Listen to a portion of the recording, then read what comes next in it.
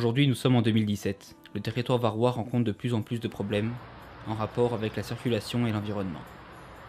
Afin de comprendre et résoudre ces problèmes, nous avons analysé les trajets du quotidien empruntés par les élèves ainsi que leurs ressentis personnels. Nous en avons tiré 3 grands thèmes: mobilité, circulation périurbaine et développement durable, dans lequel différents lieux et problèmes ont été étudiés. C'est entre la zone commerciale et le lycée du Coudon que notre idée se projetterait.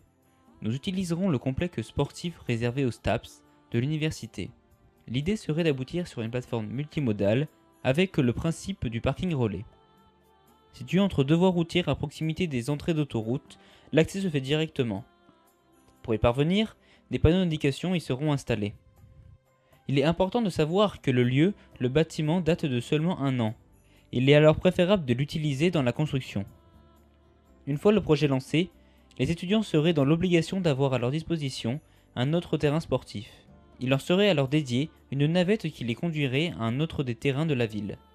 Dans l'idéal, tout habitant serait en mesure de se déplacer de manière plus écolo, à des prix réduits, et où il le souhaite, après notre aménagement. L'augmentation des transports en commun privilégierait la fluidité du trafic routier et laisserait un libre service à des bus, des navettes, des vélib' et un point de rendez-vous pour le convoiturage.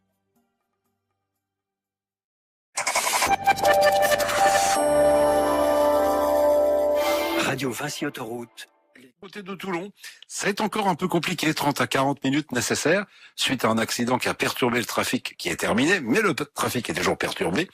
30 à 40 minutes pour aller de Quers jusqu'à Toulon. Il y a des services au niveau des bus ou accessibles en voiture au niveau du bus, il y a quand même pas mal de lignes qui desservent tous les coins de la ville.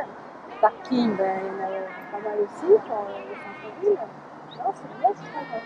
Et est-ce que vous pensez que c'est une bonne idée de rajouter des vélos en libre service par exemple? Oui.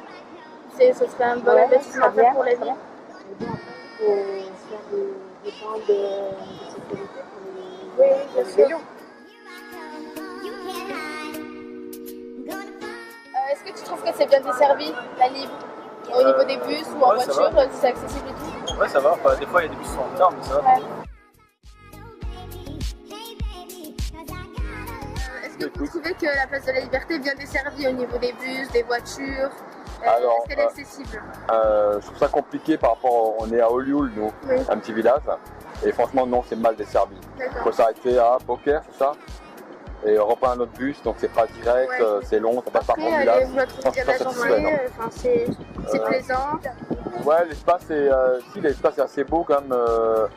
Ça pourrait être un peu plus fleuri, plus végétalisé, voilà. C'est un peu minéral, voilà, un peu froid, voilà. Et est-ce que vous pensez que mettre des vélos en libre service c'est une bonne idée pour tout le monde ou pas? Ouais, je pense que tout ce qui peut diminuer la bagnole, c'est bien, Que ça marche. It is a beautiful city. It is beautiful square architecture, and it is a beautiful city to drink, eat, and have fun. Okay, thank you. Thank you. Ça bouchonne en raison donc de l'accident qui est terminé, mais je vous en parlais tout à l'heure. Comptez à peu près 3/4 d'heure. Et pour traverser Toulon, cette fois-ci, dans le sens Nice-Marseille, pour aller de la Seine-sur-Mer à la Farlède, vous mettez une bonne demi-heure, voire 40 petites minutes.